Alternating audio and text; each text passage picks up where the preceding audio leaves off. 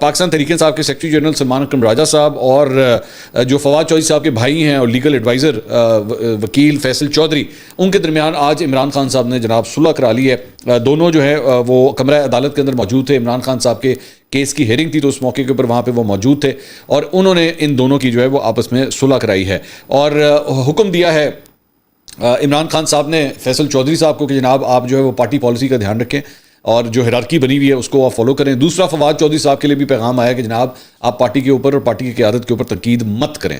تو بلکہ دونوں بھائیوں نے اس کے بعد یہ ٹویٹس بھی کیے انہوں نے، جس میں فیصل چودھری نے فواد چودھری کو کہا کہ اب چپ ہو جائیں، بولی نا تیری مہربانی. تو فواد چودھری صاحب نے بھی ٹویٹ کیا کہ جناب اگر خان صاحب کا حکم آیا ہے تو وہ ٹھیک ہے، گڈ لک، نو ایشوز.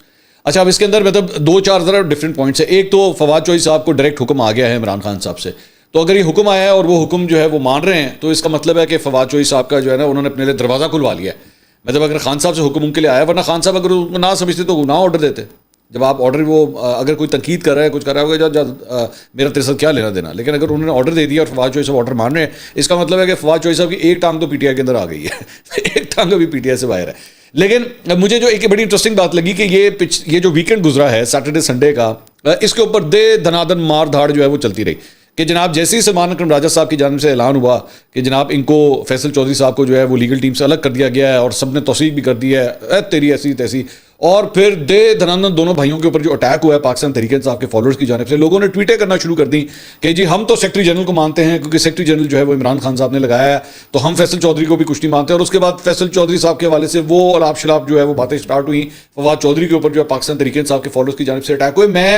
مجھے یقین کیجئے ان لوگوں پہ نا ترس آتا ہے، مجھے ترس آتا ہے کہ یہ دماغی طور پہ ان لوگوں کا بیچارے کا کیا حال ہوتا ہوگا. مطلب پہلے 72 گھنٹے یہ اگلے کو جوتیاں مار رہے ہیں، ایسی کی تیسی پھیر رہے ہیں. وہ فواد چودھری، فیصل چودھری، ہبا فواد چودھری، تینوں کا بیڑا کر کے رکھ دیا کیونکہ تینوں ٹویٹر پہ ایکٹیو ہیں. تینوں کو بیڑا کر کے رکھ دیا کہ جناب یہ غدار ہیں اور یہ ایسے ہیں، یہ بھاگے ہوئے ہیں، بھگوڑے ہیں، ان کا کوئی تعلق نہیں ہے. یہ اسٹیبلشمنٹ کے کہنے پہ اس قسم کے الزامات سارے کچھ لگا دیے، سب کچھ ہو گیا.